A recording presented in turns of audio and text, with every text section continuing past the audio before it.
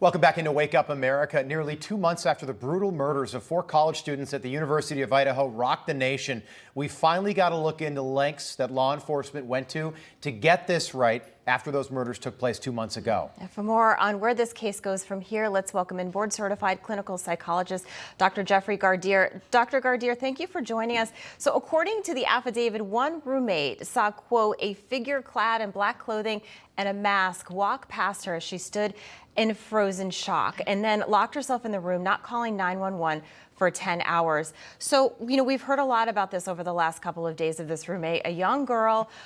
She's getting, a lot of negative comments from people wondering why did she wait so long. Can you go into a little bit about the psychology of someone maybe who saw this or heard things and the type of shock or why she may have waited so long?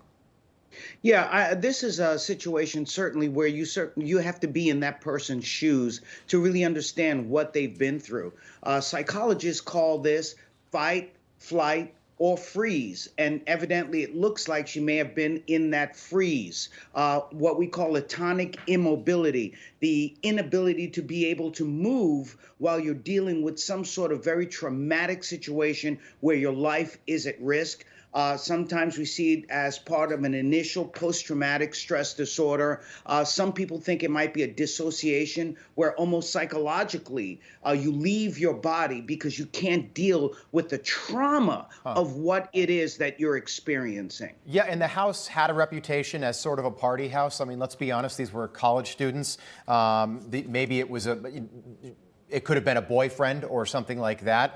There's sort of a lot at play here, especially given that this happened at around 4 in the morning.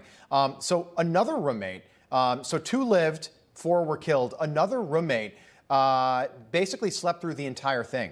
Can you talk to me about sort of survivor's guilt and how this might be impacting those 2 surviving roommates moving forward? Yeah, survivor's guilt is very real. It's something that we experience when we see the dearly departed, our loved ones, our friends are actually the victim of some sort of a crime or some sort of accident, but that results in their death or severe injury. And then we keep asking, well, could we have done something more? Why didn't it happen to us?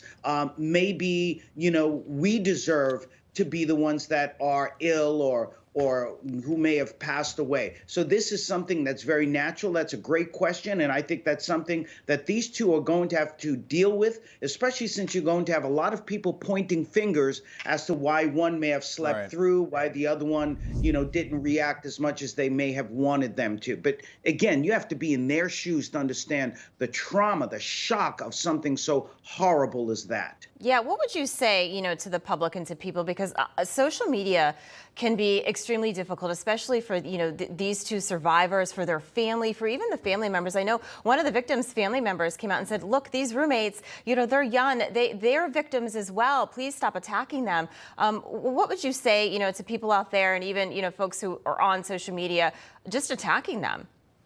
Well, if as you're saying, if the family members of the youngsters who tragically died are saying, please leave these other 2 people alone, we need to listen to them. If anyone would be upset more than anything, it would be the family members. Therefore, who are we as the public to criticize these 2 youngsters? I think we need to show much more empathy, validation of what it is that they're going through, and really more than anything else, sympathy and humanity. I just want to talk about the psychology of the suspect here, Brian Kohberger. We know that he was pursuing a PhD in criminology.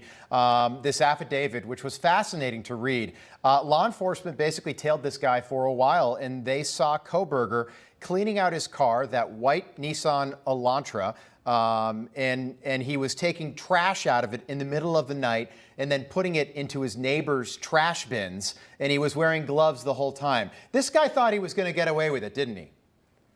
Well, if this is actually the person who did it, and I know a lot of people see him as more than just a suspect, but in America, you are innocent until proven guilty.